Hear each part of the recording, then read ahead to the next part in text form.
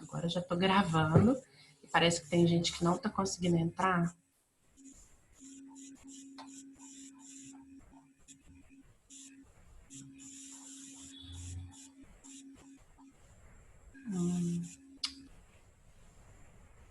Não sei. A Luana conseguiu? Não tá aparecendo nada aqui pra mim. Nenhum pedido de autorização, nada. Vai olhando aí. Vai olhando aí, Bruna e Henrique. Enfim, gente, continuando.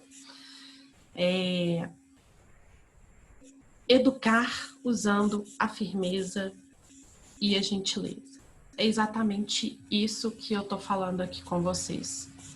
É a gente atender as necessidades dos nossos filhos com muita empatia, se colocando no lugar deles, entendendo que são crianças sendo crianças, que esses comportamentos fazem parte do processo de amadurecimento deles, emocional mesmo, do cérebro, tá? Depois eu tô programando da gente fazer uma aula só sobre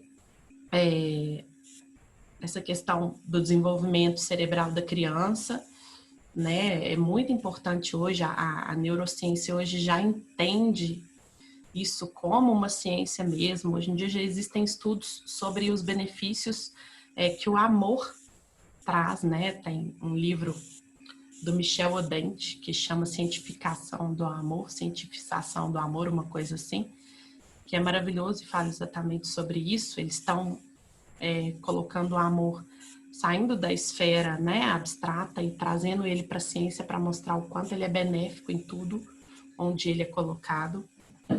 E então, dentro da parentalidade consciente, a gente vai usar algumas ferramentas para fazer com que os nossos filhos colaborem mais, para que a rotina familiar fique mais harmônica, seja mais leve, né?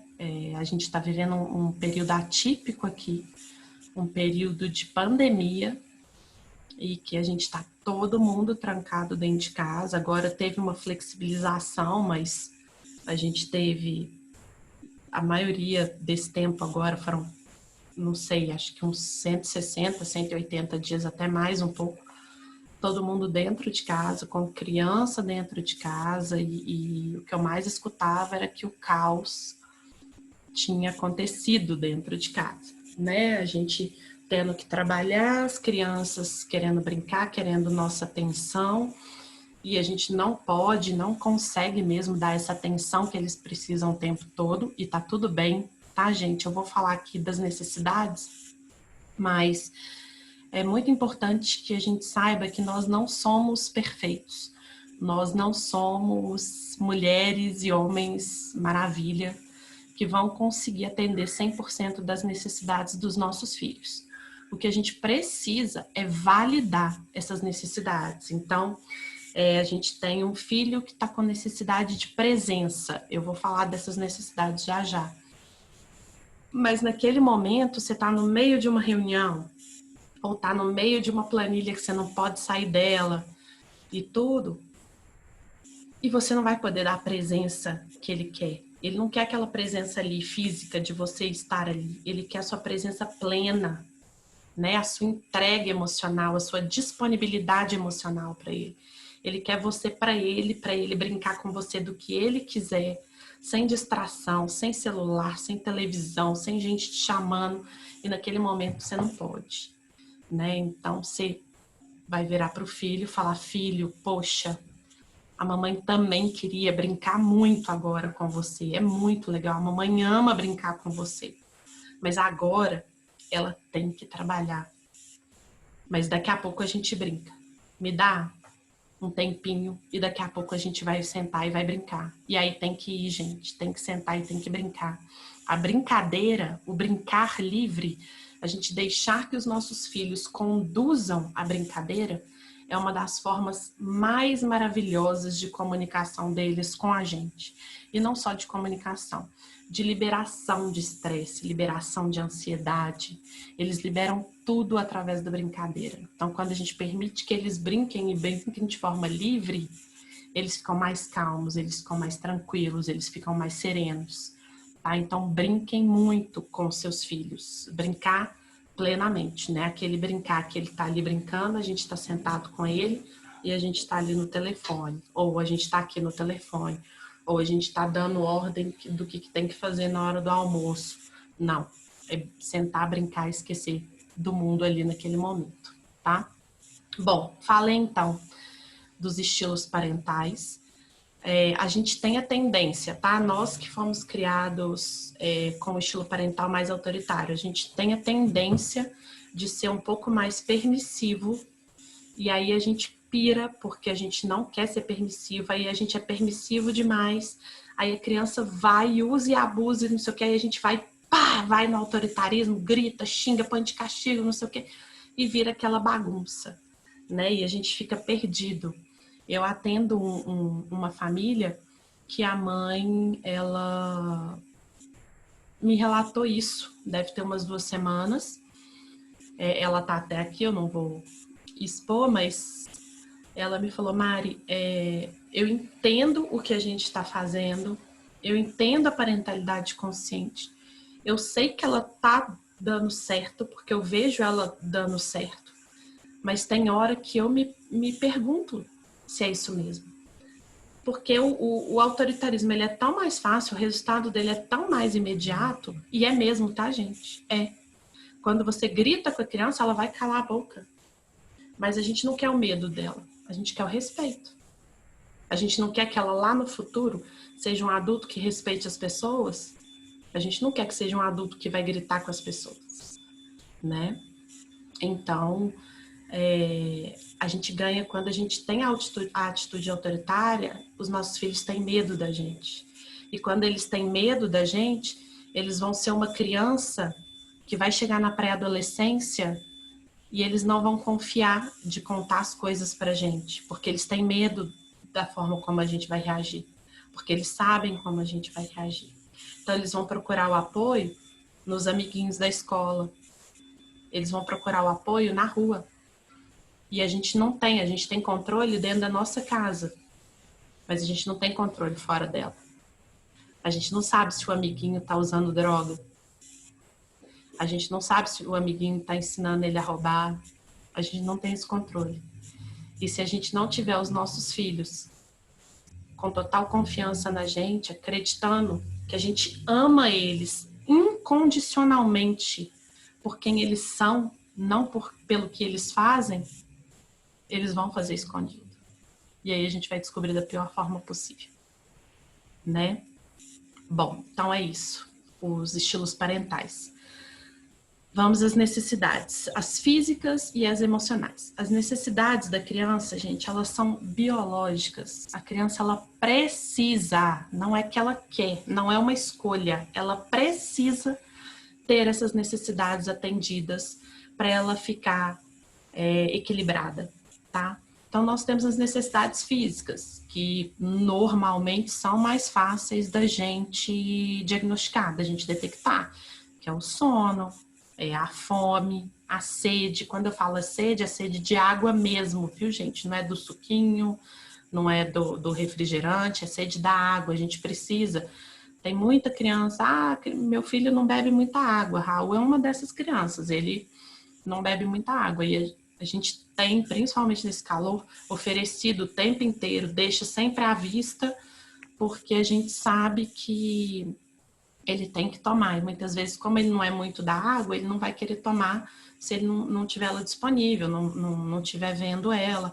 Eu tomo muita água, quando eu tô tomando, eu falo, nossa, que água gostosa, não sei o que, quer tomar um pouquinho, filho? Sempre estimulo também. Então, para quem tiver essa dificuldade com a água, fica aí um pouquinho essa dica, tá? Além dessas questões, eles têm a necessidade de ar puro. Então, vocês imaginem como eles estão trancafiados dentro de casa durante esse tempo todo. Eles precisam respirar fora de ambientes fechados. É uma necessidade física deles, biológica, importantíssima. Então, nem que seja uma voltinha no quarteirão, sai um pouquinho com eles. Só de sair, já dá uma estabilizada, já dá uma calma, já tira um pouco a excitação, tá? Eles têm necessidade de motricidade. O que é a motricidade? É o movimento, né? Quem aí? Eu acho que a partir dos 2 anos, principalmente, os nossos filhos, eles não andam, eles quicam e correm, né? Acho que aí vai até, Fabi, se tiver aí, a própria Roberta também pode me dizer que até 8, 9 anos é só correndo e só quicando, porque é uma coisa impressionante. E é dentro de casa, é na rua se você está num shopping, se você está num restaurante e quer que uma criança de 3 anos fique sentada, comportada, parada, esperando a gente conversar sobre assuntos que ela não vai entender, né? É impossível. Então, eles têm essa necessidade de motricidade, de se movimentar, de se mexer o tempo inteiro, de gesticular e de falar, né? Os tagarelas aí e tudo, tá? Necessidade de segurança. Essa segurança física é da proximidade com a gente, a mãe principalmente, né? Mas a mãe, pai, cuidadores e tal, que é o colo, né? Então, eu tenho muito questionamento de mãe que fala assim para mim: meu filho não quer sair do colo, o que eu faço? E aí eu acho que talvez elas fiquem muito frustradas comigo, porque eu falo: dá colo.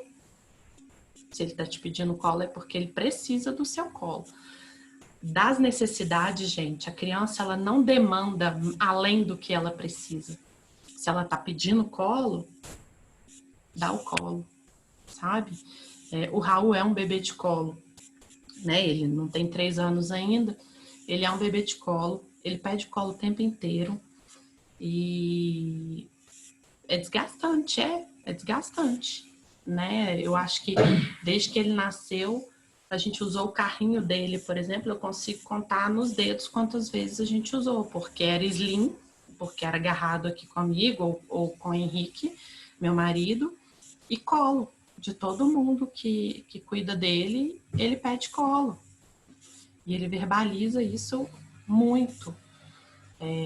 À noite, de madrugada, às vezes para dormir.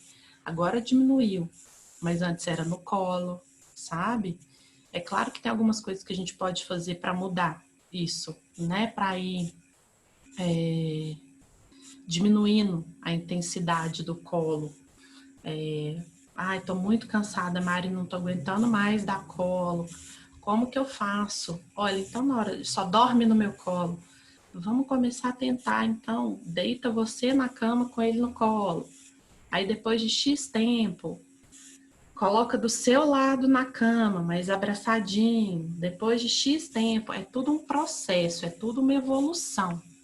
Respeitando o tempo deles, respeitando se tiver uma regressão.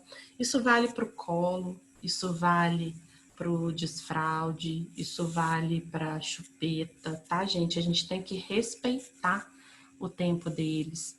É muito importante que eles sejam protagonistas desses processos. O desfraude, ele é muito polêmico. As pessoas ficam desesperadas, principalmente quando os filhos começam a frequentar a escolinha, porque rola um desfraude quase que coletivo. Isso fere a integridade da criança. Cada criança tem o tempo dela. Se a criança estiver em condições normais de saúde e tudo, a gente não vê uma criança de 9 anos andando de fralda por aí. A criança vai desfraldar no tempo dela, do jeito dela. A gente tem que confiar nesses processos. Quando a gente confia nesses processos naturais dos nossos filhos, a gente ensina autorresponsabilidade para eles, a gente garante a autoconfiança deles e a gente trabalha a autoestima deles. Vê se tem coisa mais maravilhosa que isso, né? Quando a gente encoraja e mostra para eles que a gente confia nesses processos deles, né? E não só nesses processos, quando o filho quer subir cadeira, quer subir em qualquer lugar, e a gente fica: não faz isso, você vai cair. A gente está desencorajando, está falando que ele não dá conta. E na verdade a gente não sabe se ele não dá conta, porque ele nunca fez aquilo. É muito importante a gente, é óbvio, estar do lado, estar vigilante, mas permitir que ele vá até o limite que ele conseguir ir. Não necessariamente ele vai chegar no resultado esperado, que vamos supor que ele queria subir a cadeira, às vezes ele vai tentar e não vai conseguir. Mas o fato dele ter tentado precisa ser encorajado, sabe? É isso que faz com que depois ele vá lá e tente de novo. E é isso que faz com que eles criem resiliência. E é isso que faz com que eles criem a sensação de, poxa, eu consigo. Eu tô aqui, eu consigo. Tem nada mais bonitinho que você escutar do seu filho. Eu consigo. E eles conseguem mesmo. E cabe a nós ficarmos ali, vigilantes, atentos, prontos para acudir se precisar, para segurar se for cair. Mas deixar as coisas acontecerem, para eles irem amadurecendo, tá? Além dessas necessidades que eu falei, afetividade, tá? Eles precisam do toque, do abraço, e é uma necessidade, afetividade física, tá? Que é de toque, de abraço, de beijo, de contato mesmo, pele a pele. E as emocionais, gente, as necessidades emocionais, que é se sentir amado, se sentir valorizado, se sentir pertencente, se sentir aceito, se sentir validado, sem julgamento, sem crítica, sabe? O amor incondicional, aquele olhar de encantamento. Quando o nosso filho nasce, quando a gente vê uma criança pela primeira vez, a gente olha com aquele olhar assim, nu. É esse olhar que eles precisam da gente, sabe? As crianças, elas são ótimas observadoras e péssimas intérpretes. Então, elas acham que a gente ama elas ou não pelo nosso jeito de olhar. Então, quando elas têm algum comportamento que a gente reprova, que a gente já faz aquele olhar assim, para eles já soa como um não amor.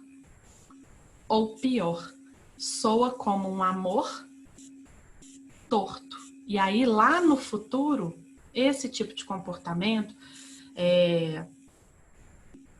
não só o olhar, tá? Mas aí principalmente a questão da nossa violência com os filhos, de gritar, de bater, humilhar e etc., para eles soma como um amor deturpado, o que pode vir a fazer com que no futuro eles passem por relacionamentos abusivos. Porque eles aprenderam dentro de casa que, olha, eu te bati, mas eu te bati porque eu te amo. Eu te bati porque se a mamãe não fizesse isso, filha, ia acontecer isso e assado. E aí lá na frente, quando é adulto, escuta isso do namorado abusivo. Ou na escola, adolescente, escuta isso do coleguinha que pratica o bullying. Né? Então a gente tem que tomar muito cuidado com os nossos comportamentos, porque no futuro isso aí pode trazer uma série de consequências, né? Que a gente, pai, vai ter que lidar. E aí a gente fala, meu Deus, mas não sei como, por que ela tá com um namorado abusivo assim? A gente não sabe, mas foi aqui, ó. Foi aqui na primeira infância, né? O amor incondicional. Nossa, Mari, mas como que eu vou saber? O meu amor é incondicional pelo meu filho. Eu não tenho dúvidas disso. O nosso amor é incondicional pelas crianças. A gente ama eles, mas eles precisam saber disso, né? O que é esse amor incondicional? É amar a criança por quem ela é, né? E a gente tem muita tendência a amar condicionalmente. A gente ama pelo comportamento que ela apresenta. É isso que eu tô falando, de reprovar o comportamento no olhar. E ela percebe, né? A Maíra escreveu aqui, as crianças sentem quando são deixadas de lado e etc. E elas percebem sim. E elas são egocêntricas, então elas acham que é tudo culpa delas. Que é tudo porque elas fizeram alguma coisa de errado. Né? E isso entram infinitas situações, tá, gente? Um casal que está passando por situação de separação, as crianças têm que tomar muito cuidado com as crianças para elas não entenderem que são as responsáveis, que os pais estão se separando por culpa delas. Uma mãe que está com uma depressão. Isso tudo eles acham que é culpa deles. Então a gente tem que ficar muito atento, eles são muito sensíveis, excelentes observadores, porque eles percebem tudo que está acontecendo, mas são péssimos intérpretes, porque eles acham que é tudo culpa deles, né? Então, a gente tem que ter muito cuidado. É muito comum a gente falar, quando o filho faz alguma coisa certa, a gente fala, nossa, filho, mamãe te ama. E quando ele faz uma coisa errada, a gente não fala nada. Ou quando ele faz uma coisa mais ou menos também, a gente não fala nada, sabe? É muito importante a gente saber que é quando eles mais se comportam mal, é a hora que eles mais precisam da gente, a hora que eles mais precisam se sentir amados, sabe? Então, vou dar um exemplo aqui de dentro da minha casa. O Raul, ele está numa fase de bater. Embora não apanhe, tá, gente? É normal, é natural, é comportamento normal a criança bater. Umas vão bater mais, outras vão bater menos. Então, ele está numa fase que ele bate. Não é muito, mas ele bate, e principalmente em mim, sua mãe, né? O apego primário dele aqui em casa sou eu. Então, alguma coisa que eu não permito que ele faça naquele momento, ou que eu vá de contra o que ele gostaria que estivesse acontecendo e tudo, pá, ele me bate aonde ele estiver na altura. E se eu fosse uma mãe autoritária, talvez eu batesse de volta para ensinar quem é que manda, né? Talvez ele fosse ficar de castigo com 2 anos de idade para pensar, né? Uma criança de 2 anos de idade pensando no que acabou de fazer. E talvez ele fosse tomar um sermão também, com uma cara bem borrada, bem brava. Eu, Mariana, enquanto mãe, seguidora aí da parentalidade consciente em eterna construção, abaixo, na altura dele, talvez até um pouco abaixo. Filho, aqui em casa, a gente faz carinho, e faço carinho nele. A mamãe te ama e não vai deixar você bater nela. E aí ele me pede desculpa. E é claro que ele faz isso 1 milhão de vezes. É claro que ele faz isso 1 milhão de vezes. Mas a gente sabe também que a criança que dá o tapa e depois toma o tapa ou vai ficar de castigo e tudo, ela também faz isso várias vezes. Então, é uma questão de escolha. Eu vou tratar ele com respeito, porque eu entendi que naquele momento eu frustrei uma necessidade dele. Por exemplo, ele tá brincando e aí eu falo com ele, vamos tomar banho. E o banho não é negociável, então tem que tomar banho, né, gente? E aí ele fica frustrado e me dá o tapa, né? Isso é um exemplo, tá? Dessa questão de como que a gente pode mostrar esse amor incondicional. Lise precisa de repetição, ela precisa de previsibilidade. Isso é uma necessidade também, tá? Eles precisam de um... E aí, quando a gente fala previsibilidade, entra na questão da rotina, não a rotina de horários em si, horário, se você conseguir manter ali mais ou menos no mesmo horário, é legal e tudo, mas principalmente das atividades que vão acontecer naquele dia. Então, é a criança saber que ela vai acordar, ela vai trocar fralda, ou vai trocar roupa, vai escovar o dente, vai tomar o café, depois ela vai fazer uma leitura, depois ela vai brincar, depois ela vai ver TV, aí vem o almoço. E ela precisa, a gente precisa ir falando mesmo. Quando a criança é mais novinha, a gente precisa ir falando. Quando a criança já é mais velha, a partir dos 4 anos, a gente pode criar o quadro de rotinas. Claro que esse quadro de rotinas, gente, nós, pais e mães conscientes, vamos colocar os nossos filhos para ajudarem a criar esse quadro de rotina. A mesma coisa, a roda da raiva, né? A partir de 4 anos, a gente usa muito esse recurso com as crianças.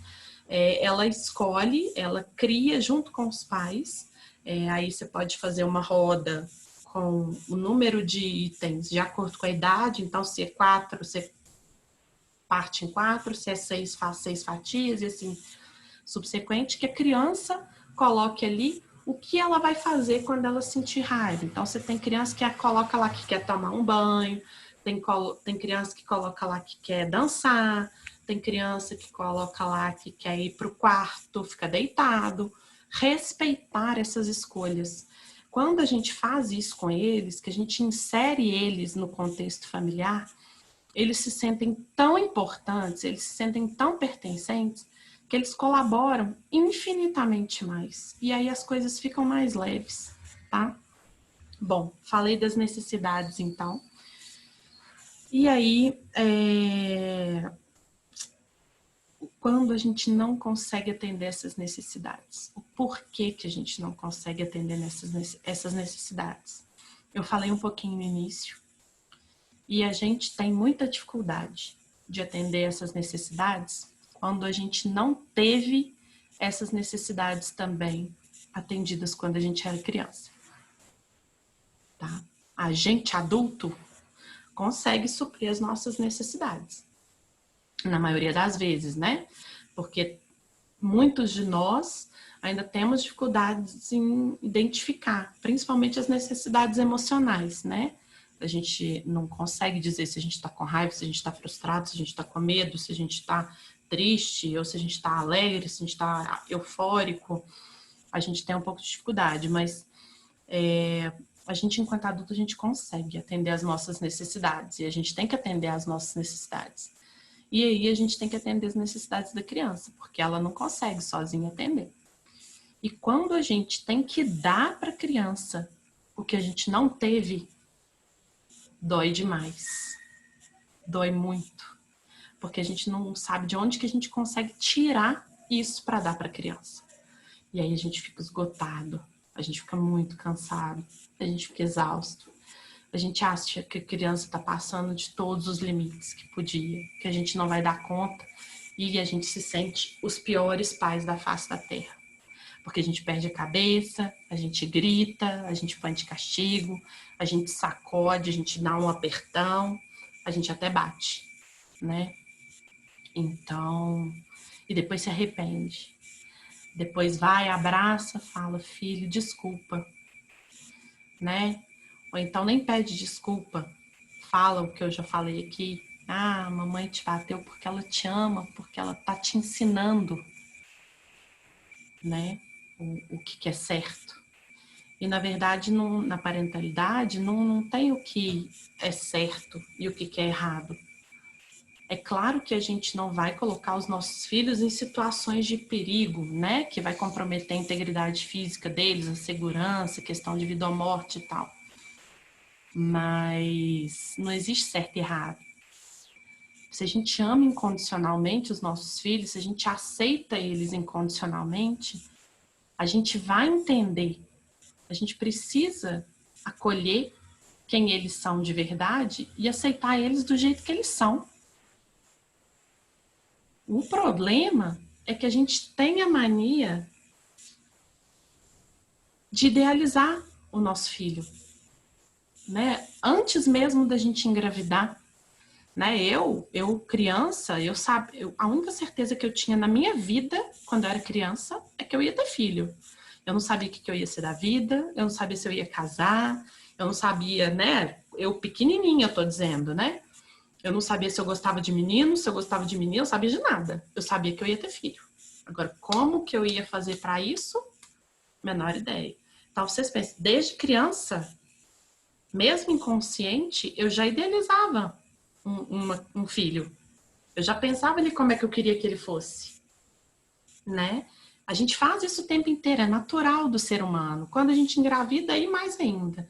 Não só a gente idealiza, né?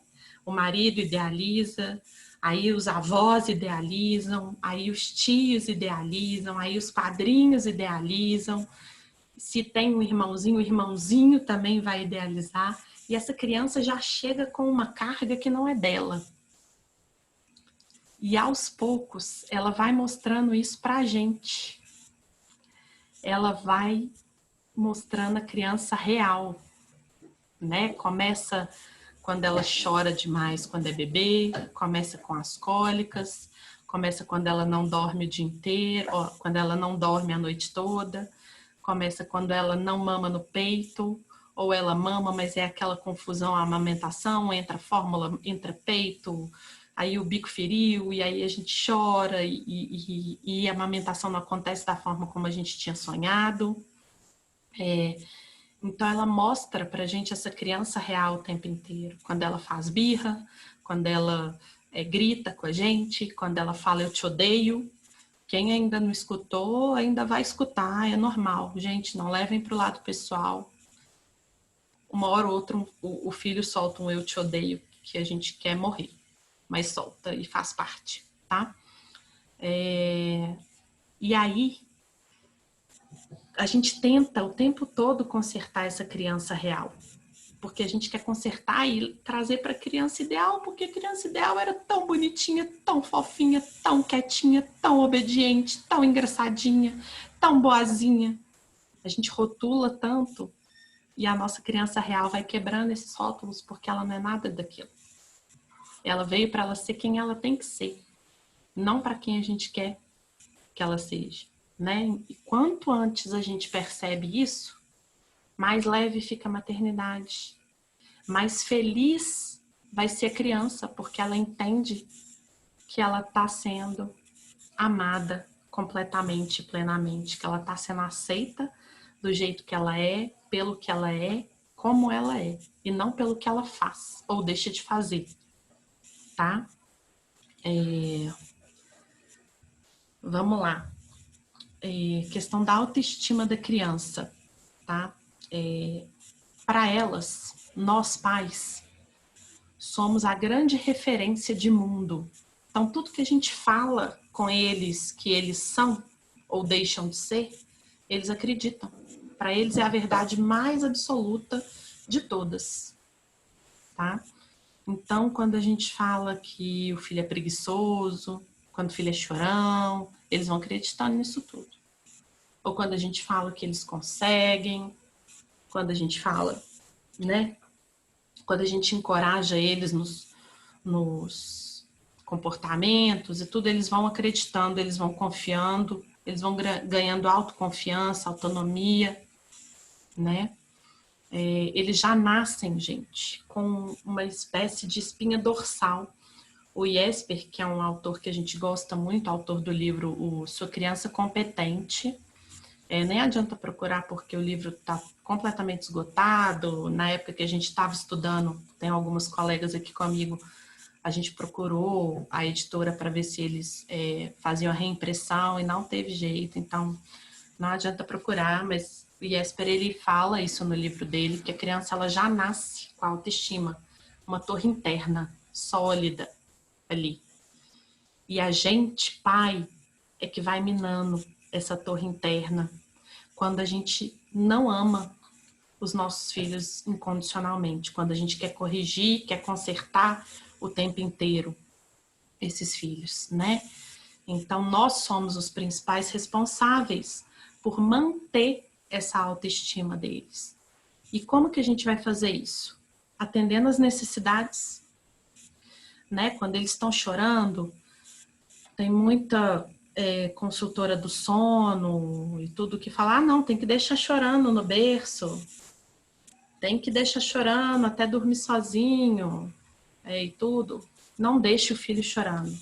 Ele tá chorando porque ele precisa de proximidade, porque ele te quer perto, porque ele precisa se sentir seguro, porque ele quer se sentir amado, porque ele precisa do seu colo, sabe? Então, vamos atender as necessidades, atende o choro sim, atende a birra sim, com todo carinho e amor, com toda empatia, com todo respeito.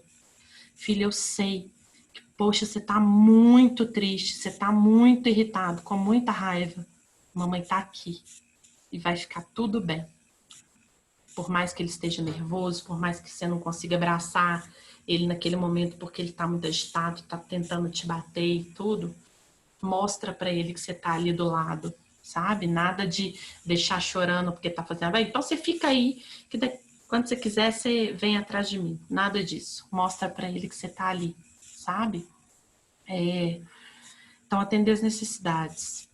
O amor incondicional ele é fundamental para a autoestima da criança. A gente, já falei aqui 1000 vezes, mas é porque parece óbvio, gente, mas na hora que a gente vai colocar isso na prática, é muito difícil, requer muita consciência, por isso que é parentalidade consciente, requer muita consciência. Olhar os nossos filhos com olhar de encantamento, amar eles por quem eles são e não pelo que eles fazem, sabe? Isso é muito, muito, muito importante. Mais um quesito para autoestima, presença, que também já falei aqui. É a gente estar presente por eles. O filho chamou, para tudo e vai ver o que é que ele está te chamando. Se ele quer brincar, mesmo que naquela hora não dê, valide aquela necessidade de presença dele. Filho, mamãe sabe que você queria brincar aqui com ela, que você queria trabalhar com ela e tudo, mas tá um negócio que é muito difícil, a mamãe vai resolver rapidinho e a gente já vai brincar, tá bom? Tá bom. E vai. É claro que muitas vezes não vai ser assim fácil, tá, gente? Mas é sempre insistir na empatia, no respeito, na nossa autorregulagem, para que eles se autorregulem também, tá? É muito importante. Nossos filhos precisam da nossa confiança. E aí é o que eu falei também, é a gente confiar nos processos, né? Confiar que eles vão conseguir. Quando a gente confia neles, a gente ensina autorresponsabilidade, a gente ensina autonomia, a gente ensina autoconfiança e automaticamente a gente nutre a autoestima deles, tá? É muito importante a confiança nos nossos filhos. A gente mostrar para eles que tá tudo bem, vai lá, faz, eu tô aqui, sabe? Confiar que eles vão dar conta, né? Um exemplo que eu gosto, assim, de dar é a questão do para casa, né? Que é uma guerra, normalmente, dentro de casa. E algumas crianças, elas precisam que a gente sente, esteja do lado ali e tudo, mas a gente tem mania, mais uma vez, de querer controlar. E aí a gente quer ensinar, eles fazem errado, a gente, não é assim, aí apaga, a gente mesmo pega a borracha, apaga, e agora faz certo. Aí eles vão de novo e não fazem certo, e aí a gente vai ficando nervoso, vai ficando estressado. Deixa a criança fazer. O para casa é dela. Mesmo que ela entregue errado, a necessidade de estar certo é nossa, não é deles e nem da escola. Vai fazer parte do processo lá junto da escola, ele entender onde foi que ele acertou, onde foi que ele errou, o porquê que errou. Mas é preciso que a gente permita que eles façam. A gente pode acompanhar, a gente pode observar, mas sem ficar criticando, sem ficar julgando, né? Nossa, você não sabe fazer nada, é burro mesmo, ou ignorância, né? A gente solta umas coisas assim, é sem querer que a gente solta, porque está no automático, está na nossa educação, que veio de uma outra educação, que veio de uma outra educação, né? Então, ninguém falou que ia ser fácil esse caminho da parentalidade consciente, sabe? Mas ele é muito íntegro, ele é muito respeitoso, ele é muito bonito da gente seguir. Isso, Fê. A ideia de fazer ele entender onde errou através de perguntas. Isso, porque aí você está estimulando a criança, você não está apontando para ela o erro, né? Qualquer erro, gente, isso aí, erro do para casa, erro na vida e tudo, é uma excelente oportunidade de aprendizado. Vai depender da forma como a gente conduz isso. Né? Se o seu filho tá lá tentando, fazendo para casa, insistindo que não sei o que, ele vai e erra, e você xinga, fala que ele faz tudo errado, que não sei o que, acabou. Ele não vai querer mais sentar para fazer para casa, porque ele vai entender que qualquer erro ali vai ser um motivo de estresse, que ele não vai ter perdão, que não vai ter como ele melhorar aquilo ali, porque ficou tudo muito turbulento, tudo muito nervoso. Agora, se ele vai e erra, e você fala, nossa, filho, olha aqui, você chegou até aqui, que bacana. Vamos ver aqui onde que a gente pode melhorar e tudo. Você precisa da minha ajuda? Você acha que eu consigo te ajudar? Já muda o contexto. Ele já entende que tudo bem ser vulnerável, que tá tudo bem errar. Que ele pode seguir dali em frente e tentar de novo, até acertar. É muito importante a gente mostrar para os nossos filhos que tá tudo bem errar, que tá tudo bem ser vulnerável. É muito importante eles verem na gente essa vulnerabilidade, esse erro, né? Então, é quando a gente grita com eles de volta, quando humilha, até quando bate, pedir desculpa e falar do erro, né? Reconhecer o erro, pedir desculpa e procurar uma solução para aquilo, ensina resiliência para eles, ensina que tá tudo bem errar. E aí não vai chegar lá do lado de fora de casa, mais velho, pré-adolescente, adolescente, adulto, e no menor erro vai se frustrar, vai virar um problema enorme na cabeça dele, porque ele já vai entender que tá tudo bem errar e que se ele errou, é uma chance dele fazer de novo e tentar fazer melhor. E vamos que vamos, tá? Então, agora eu vou falar com vocês de algumas ferramentas, tá? Que a gente pode usar com esses comportamentos desafiadores que a gente falou. Primeiro de tudo, conexão antes da correção, que é o que eu tô falando aqui, quase que o tempo todo, né? A gente se conectar com os nossos filhos, a gente mostrar para eles que a gente tá ali, que tá tudo bem, que vai ficar tudo bem, que eu valido o seu sentimento, que eu entendo você, que eu tô te vendo, que eu tô te escutando, sabe? Entender, né, a maturidade cerebral, a maturidade emocional da criança. Saber que é uma criança sendo criança, 99% das vezes, tá, gente? São raríssimos os casos que é algum um problema comportamental de fato. 99% das vezes é a criança tendo comportamento de criança, tendo comportamento normal para a idade, tá? Entender isso, validar isso, respirar fundo, entender que você é o adulto daquela situação. Validar o sentimento. A gente não precisa ficar elaborando muito, né? Os principais aí, que é medo, a raiva, tristeza, alegria e amor. Então, poxa, filha, a mamãe sabe que você tá triste porque não vai poder ver mais TV, não sei o quê. Poxa, a mamãe sabe que você ficou com raiva dela. Não. Usar esses 5 basicamente para praticamente quase tudo para eles é suficiente, até para ajudá-los a começar a entender também, porque quando eles começarem a entender e a verbalizar, eles têm a tendência a se acalmar mais rapidamente e mais facilmente, porque eles já sabem o que está acontecendo com eles. Eles já sabem o nome daquilo que está dando aquela sensação dentro deles. Tá? É bonitinho demais isso. Quando eles começam a verbalizar. Mamãe, eu tô muito triste. Mamãe, eu tô muito bravo. Mamãe, eu tô com muita raiva de você, sabe? E eles falam mesmo. Eles falam mesmo. E tá tudo bem falar. A gente tem que mostrar para eles que tá tudo bem sentir.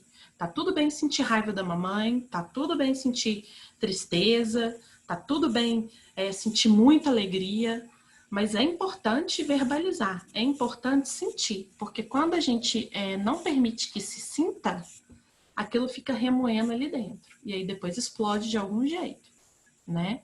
É o que acontece muito com a nossa geração, homens principalmente. Uma repressão para não sentir, homem não podia chorar, né, e tal, você não pode sentir, porque você é homem, você precisa, né, sei lá o que passava na cabeça. E a gente também, a gente tinha muitas vezes que reprimir, né, o tal do engolir o choro. Então, e aí a gente fica até hoje, né, muitas vezes remoendo isso dentro da gente. Então, a gente precisa ensinar para eles, porque depois que eles aprendem a verbalizar e a sentir, externalizar, aquilo ali passa mais rápido, sabe? Eles se autorregulam com mais facilidade depois. O olho no olho é a questão da equidade que eu falei com vocês. É mostrar para eles que o sentimento deles, a frustração, a alegria, a tristeza e etc., é tão importante quanto a nossa, ou mais, né? Não é o fato de ser uma criança que está ali sentindo, que está ali verbalizando, só por ser criança que é menos importante do que eu, né? Eu tenho uma necessidade de silêncio. Muitas vezes estou cansada depois do meu trabalho, telefone o dia inteiro, computador o dia inteiro, eu preciso de silêncio para organizar meu pensamento, organizar minhas ideias. Mas eu fiquei o dia inteiro por conta do meu trabalho. Então, o meu filho, ele precisa, a necessidade dele ali é de presença, é de comunicação, é de, sabe, proximidade. E aí, eu sei que eu preciso do silêncio, mas eu vou precisar atender ele primeiro, porque senão eu não vou ter o meu silêncio, sabe? Atendam as necessidades dos filhos. Não façam com que os seus filhos atendam às suas necessidades. Porque quando a gente faz com que os nossos filhos atendam às nossas necessidades, em detrimento da deles, eles entendem que lá fora também eles vão ter que atender às necessidades dos outros e não às deles. Então eles se tornam passivos, eles se tornam submissos. E eles vão enfrentar o bullying, eles vão enfrentar um chefe abusivo, novamente relacionamento abusivo, vão ser pessoas frustradas profissionalmente. Vamos validar as necessidades, vamos atender essas necessidades, gente, tá? Senso de humor funciona muito, muito, muito, muito e funciona rápido. Quando a gente está muito cansado, quando a gente está exausto do trabalho, chega em casa, não sei o que, a criança tem que tomar banho, tem que escovar dente, não sei o que. Usem e abusem do senso de humor e do lúdico com eles. Além de marcar na cabecinha deles, tipo, nossa, aquele dia foi tão legal, o papai correu atrás de mim brincando de pega-pega até chegar no banho para ver quem chegava primeiro, coisas do tipo, eles atendem, colaboram muito mais rápido quando a gente usa o lúdico, quando a gente usa o senso de humor, a brincadeira para fazer com que eles colaborem, tá? Aqui em casa, por exemplo, o Raul faz a bagunça dos brinquedos e aí a gente tem uma musiquinha que a gente canta com ele, que é quem ajuda a guardar, e todo mundo vai guardando e ele entra rapidinho na brincadeira e ele guarda, de repente está guardando mais que todo mundo, tá? Tempo de qualidade e tempo especial. É um pouco polêmico falar isso, porque para a gente ter tempo de qualidade, a gente precisa mesmo de tempo, né? E é o que a gente menos tem hoje. E principalmente esse tempo, que é o tempo dos nossos filhos, não é o nosso. Então, alguns autores falam em pelo menos 15 minutos. O ideal seria o tempo que os nossos filhos quisessem, mas é impossível a gente fazer isso. Então, alguns autores já falam que pelo menos 15 minutos de atenção plena, de presença plena, de disponibilidade emocional completa, já ajudam nesse processo de proximidade com o filho, de entrega emocional, de intimidade emocional, tá? Então, pelo menos 15 minutos deixando eles fazerem o que quiserem da gente. Na brincadeira, eles é que mandam, eles é que vão conduzir, a gente só vai obedecer. Mais uma vez, sem ficar corrigindo a brincadeira, sem ficar corrigindo o objeto que eles estão montando, coisas desse tipo, deixei eles conduzirem, tá? Empatia, né? A gente se colocar no lugar deles, entender que são crianças sendo crianças, e o que eles mais querem é se sentir amados, se sentirem aceitos, se sentirem pertencentes, tá? Dentro daquele contexto familiar. Os erros, eu já falei aqui, que são excelentes oportunidades de aprendizado. Então, quando errar, ao invés de falar, nossa, mas você não faz nada direito mesmo, nossa, você erra todo dia, não sabe fazer nada, não sabe fazer isso. Não. Usa o erro como oportunidade de aprendizado, né? Aprendizado da resiliência, aprendizado, tipo, vou fazer de novo e vai em frente, sabe? Eles crescem tanto quando eles entendem que tá tudo bem errar. E isso no futuro, quando é adolescente, tira uma nota ruim, ou quando é adulto e tem algum problema no trabalho, é tão importante, é tão bonito a busca deles pelo pai e pela mãe para falar: errei, o que a gente faz agora? Me ajuda, sabe? Eu até um pouco emocionada, porque é muito bonito ver essa busca, essa procura deles, de saber que eles podem contar com a gente, que a gente está aqui para ajudar, sabe? A encontrar o caminho de novo. E sem julgar, sem criticar, só para ajudar. Vamos focar na solução. Vamos lá, sabe? Escutativa, é isso que eu acabei de falar, sem criticar, sem julgamento, prestar atenção no que a criança está comunicando para a gente. Né? O que está por trás da birra, o que está por trás do choro, o que está por trás do tapa. Né? É sempre uma necessidade que não está sendo atendida. Mas a gente precisa conhecer os nossos filhos para a gente reconhecer essas necessidades neles. Né? E está faltando essa intimidade emocional mesmo da gente com eles. Né? Não é uma culpa exclusiva nossa. É claro que a gente tem que trazer o senso de autorresponsabilidade para a gente. Né? A gente é pai e mãe. A gente tem que ir atrás disso, de conhecer os nossos filhos.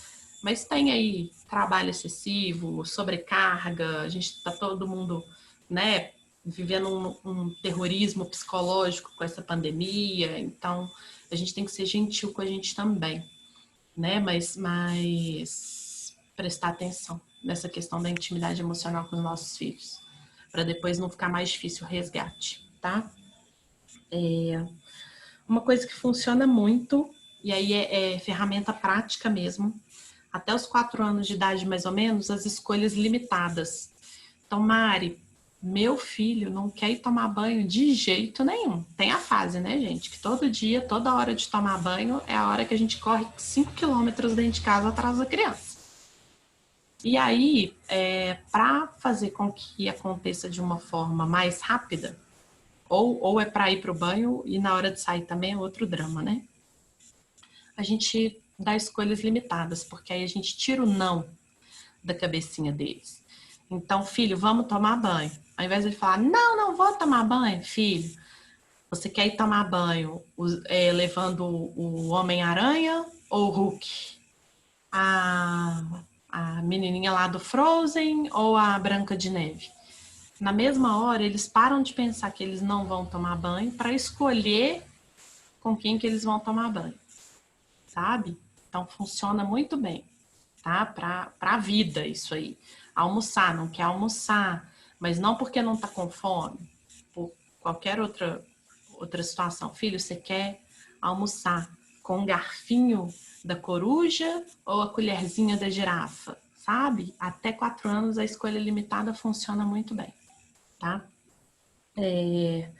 Já falei aqui a roda de escolhas da raiva, aí a partir dos 4 anos que ela vai funcionar, porque eles precisam ter um pouco de entendimento e eles precisam ajudar no processo da construção dessa roda. Então, filho, qual que é o nosso combinado? Você ficou com raiva? O que você vai querer fazer? Mamãe, eu quero fazer 20 polichinelos, igual tá ali na roda. Beleza, então vamos lá fazer 20 polichinelos, entendeu? É muito importante que eles participem dessa construção da roda. Reunião de família funciona também muito bem, é uma forma muito bonita de proximidade e deles se sentirem pertencentes na rotina familiar. A reunião de família, ela é primeiro para reconhecimento de todo mundo, de tudo que aconteceu ao longo daquela semana, ao longo daqueles 15 dias, que vai ser validado, que vai ser reconhecido. Poxa, olha, fulana começou a lavar a louça tantos dias, que não sei o quê, obrigada pela sua colaboração e etc. E vai ajudar também na resolução de problemas comuns da casa, tá? Não é uma resolução de um ponto específico, de uma pessoa específica que todo mundo vai dar palpite, não. São os pontos comuns da casa e é importante que eles participem, tá? Também aí a partir dos 4 anos, porque quando eles se sentem pertencentes, eles vão colaborar mais. Então, a gente está atrasando para chegar na escola. Então, o que a gente pode fazer para não chegar atrasado na escola, gente? Aí um pode dar ideia, eu posso começar a arrumar minha mochila no dia anterior à noite. Eu já posso dormir de uniforme. Todas as ideias precisam ser validadas e respeitadas. Se você, mamãe, se você, papai, tem problema do filho ir com o uniforme amassado para a escola, este problema não é do seu filho. Deixa ele ir. Uma hora ele vai querer parar de ir com o uniforme amassado para a escola. Não se preocupem, tá? Isso aí não vai mudar a vida dele, não é questão de vida ou morte. Ele não vai ser melhor nem pior por causa disso, tá bom? E combinados funcionam muito bem também para as crianças também a partir dos 4 anos. É preciso que elas participem da construção desses combinados, né? Os combinados, eles não podem ser impostos pelos pais, tá bom? Porque aí toda vez que algum combinado não for cumprido, filho, mas não foi o que a gente combinou? Não foi você que determinou esse combinado? Tudo? Então, como que a gente pode fazer para você voltar a cumprir? Ou então, você acha que é melhor a gente rever esse combinado, fazer um outro combinado? Sempre trazer eles para essa participação, tá? Por fim, gente, eu queria falar um pouquinho sobre briga de irmãos, tá? Ciúmes de irmãos. Briga de irmãos, não tomem partido. A gente nunca sabe quem começou, quem terminou, não interessa o motivo. A gente precisa intervir se tem agressão física. Fora isso, eles vão conseguir se resolver. E, por favor, deixem eles resolver. Eles vão aprender a resolver conflito fora de casa com as brigas com os irmãos. Tá? O ciúme, né? Quando tá chegando um irmãozinho, por exemplo, a tendência normal é que o irmão mais velho regrida em algum comportamento. Se já estava desfraldado, de repente volta a fazer xixi à noite. Se dormir a noite toda no quarto sozinho, começa a pedir para ir para a cama dos pais. Cada um pode apresentar algum tipo de regressão de comportamento. É muito importante reconhecer isso. É muito importante validar esse sentimento. É muito importante ter um tempo de qualidade sozinho para esse filho, apesar da exaustão, do cansaço, do puerpério, tá? E é importante o tempo todo fazer com que ele se sinta e saiba que ele é amado, que ele é querido e que ele é pertencente, que ele é aceito, tá? Com muito amor, paciência e carinho, eles vão transpondo isso aí de uma forma muito bonitinha. E para os que já conseguem inserir também dentro dos cuidados do bebê sem forçar, sem tornar isso uma obrigação, porque o irmão mais velho não tem obrigação nenhuma de cuidar do mais novo, também é muito bacana. Eles se sentem também valorizados por isso, tá? Eu vou abrir para perguntas agora. Queria agradecer muito todo mundo que está aqui. Várias pessoas relataram que tiveram problema para entrar, mas a gente conseguiu gravar, então eu acho que eu vou conseguir disponibilizar essa aula depois. Queria agradecer muito. Essa aula faz parte de um projeto que chama de IJ para IJ. É um projeto de um curso que a gente fez, que chama Nova Jornada, da Rafa Brits. É um curso de desenvolvimento pessoal e autoconhecimento. E ela abriu as portas para a gente promover esse tipo de encontro, para apresentar nosso trabalho, para as IJs se conhecerem e disseminarem tudo que a gente aprendeu lá, né? Hoje eu sou orientadora parental, é o meu propósito de vida, e eu descobri lá no curso, quando a gente foi fazer uma das metas lá, que era nomear, escrever os nossos sonhos. Então, eu que não me permitia sonhar, estou aqui hoje realizando mais um. Então, para quem tiver a oportunidade de conhecer e quiser conhecer, fica à vontade, vai ter live, né? Vai ter lives agora maratona a partir do dia 23, são gratuitas no Instagram, que a Rafa Brits vai dar, e eu recomendo para toda mulher, é exclusivo para mulheres, eu recomendo para todas, porque mudou a minha vida, assim, pessoal e profissional, tá? E queria agradecer por me escutarem. Eu espero que eu tenha conseguido tocar o coração um pouquinho de cada um de vocês. Só de vocês estarem aqui, o meu coração enche de amor e alegria, porque eu sei que são pais e mães que querem sempre o melhor. Acreditem, porque eu acredito muito também, que vocês já são os melhores pais, as melhores mães, os melhores professores, os melhores cuidadores que essas crianças podem ter hoje, porque vocês estão em busca de informação o tempo inteiro, e informação é poder, né? A gente está se empoderando aqui, e sim, é preciso estudar para cuidar das crianças, igual eu falei no início, a gente quer criar crianças extraordinárias para fazerem um mundo também extraordinário, e é através delas que a gente vai conseguir. Tá? Qualquer outra dúvida que surgir, qualquer curiosidade, eu estou à disposição. Vocês têm meus contatos de Instagram, no Facebook, WhatsApp, fiquem à vontade para perguntar. E agora a gente vai começar com as perguntas que surgirem por aqui. Se eu não responder aqui, eu respondo depois na caixinha do Instagram, tá bom? Se alguém quiser abrir a câmera e o microfone, pode abrir, que acho que fica até melhor.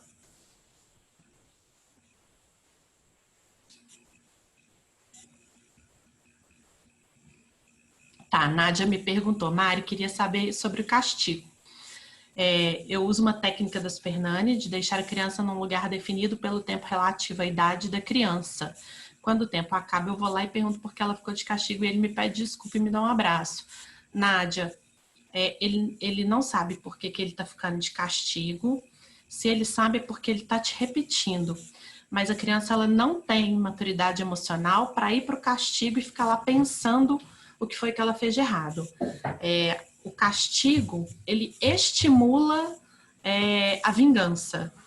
Então, assim, eu tô falando a vingança é uma palavra muito forte, mas ele estimula a criança a pensar o que ela vai fazer da próxima vez. Sabe? Ou para tentar fugir do castigo, a forma como ela vai fazer da próxima vez, para ela fugir do castigo, ela vai tentar fazer escondido, e aí já cria essa distância emocional de você, ou então ela vai sempre te desafiar cada vez mais. E aí os castigos vão ter que ficar cada vez mais elaborados. E aí chega uma hora lá na adolescência que você não dá conta, porque já está maior que você e não vai te respeitar, não vai ficar de castigo. Você não quer que ele tenha medo de você, você quer que ele tenha respeito. Você não vai conseguir esse respeito que você está pretendendo através do castigo, sabe? Depois, se você quiser, a gente pode aprofundar um pouco mais nisso. Eu estou preparando uma aula exclusiva sobre castigo. A gente, no nosso curso que a gente fez de atuação consciente, a gente fez um trabalho específico de mais de 20 anos de estudo só sobre castigo. Então, você imagina o tanto de conteúdo que a gente tem para isso, tá? Só diálogo. E errou porque você está colocando de castigo porque, entre aspas, fez uma coisa errada, certo? Então, você vai conversar de forma que ele reconheça o que fez de errado. Vamos supor que ele te bateu. Filho, aqui em casa, a gente não bate nas pessoas. A mamãe não gostou.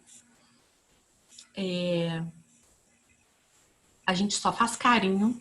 E aí você pode fazer a demonstração de carinho, pode fazer ele repetir o carinho em você, se você achar que seria bom. Aqui em casa eu faço isso. E a mamãe não vai aceitar você bater nela. ele vai te pedir desculpa. Você fez ele entender o que ele fez de errado. Você mostrou, você reconheceu o que estava errado. Ele vai te pedir desculpa e você vai mostrar a solução, que é o carinho, sabe? É claro que na medida que vai ficando mais velho, eles vão ficando mais desafiadores, porque aí já tem uma noção de autonomia, do eu quero isso, eu quero aquilo. Tem a questão das telas, que também é um outro tema que a gente vai fazer aula, né? Videogame, a eterna briga de tempo de tela, de videogame, etc. E é bem por aí também, vai bem dentro dessa linha que eu tô falando, mas vamos evitar o castigo. Eu sei que é difícil, é uma construção, aliás, é uma desconstrução, mas eu tenho certeza que você vai conseguir. A gente vai junto, tá bom? Deixa eu ver. A Ju, meu menino de 3.1 não desfraudou noturno. Tudo bem? Ainda está dentro do tempo? Ju, Raul tá com 2,10 e não desfraudou nada. E nem dá indício de que vai desfraudar, tá? O noturno, a Sociedade Brasileira de Pediatria, não sou eu que estou falando, entende que até 9 anos está tudo bem, normal, tá? Então pode respirar tranquila, respeita o tempo dele também, deixa ele nesse processo aí. O desfraude, ele é um processo da criança, não é a gente que tira a fralda, é a criança que deixa a fralda, tá? Ela é protagonista nesse processo aí. Eu estou escrevendo um e-book sobre desfraude e lá eu falo, inclusive, das implicações que tem quando a gente faz treinamento de desfraude, que pode até facilitar possíveis abusos sexuais nas crianças quando estão um pouquinho mais velhas, lá com uns 4, 5 anos. Então é bem... A gente acha que é uma coisa boba, mas é um negócio um pouco punk, assim. A gente vai falar sobre isso também, vai ter uma aula só sobre desfraude, tá bom? Mais alguma pergunta, gente? Deixa eu ver aqui.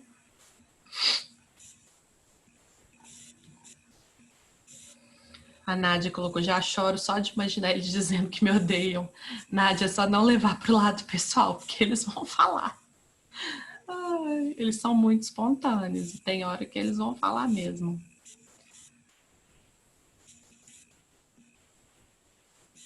Camila, filho de 3 anos, eles estão gritando por autonomia, independência, e é um desafio enorme pra gente. Eu estou à disposição, tá? Qualquer coisa pode me chamar no WhatsApp, pode mencionar lá no Instagram, a gente conversa por lá.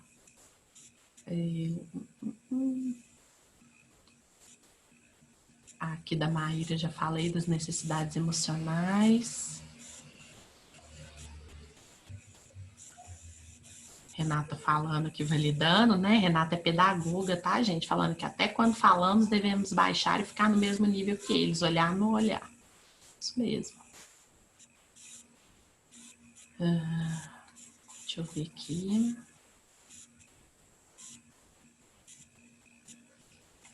Sim, Bruna, a intenção inicial é fazer uma aula por mês, tá? Eu ainda não sei como que eu vou viabilizar isso, mas pela experiência que eu tive aqui hoje, acho que vai ser possível sim, tá? E aí, obviamente, vocês vão ser avisadas, e eu conto com todo mundo aqui de novo, tá bom?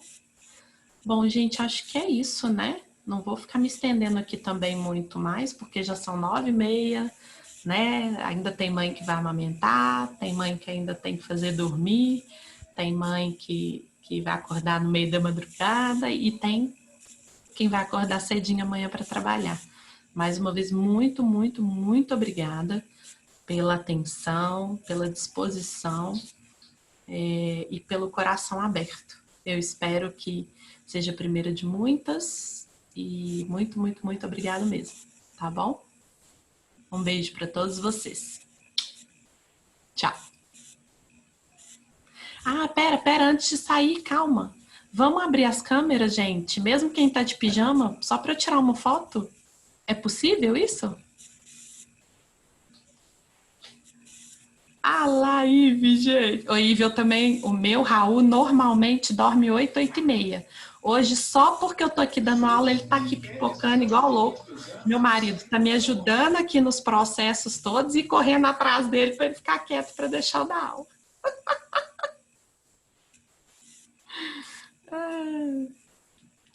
Vamos lá, gente. Renata, quem aí tá de pijama? Vamos de pijamão mesmo. Mãe é assim mesmo.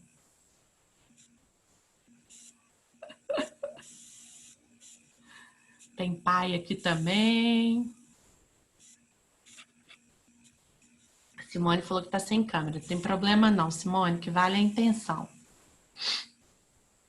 A Fê deve estar amamentando, alguma coisa do tipo assim, que ela também não apareceu aqui. Ó, vou tirar, todo mundo sorrindo, hein? 1, 2, 3 e já. Aí, gente, muito obrigada. Beijo para todo mundo. Bom resto de domingo. Preparada para enfrentar a pandemia, com equipes e fluxos separados para atender todos os pacientes.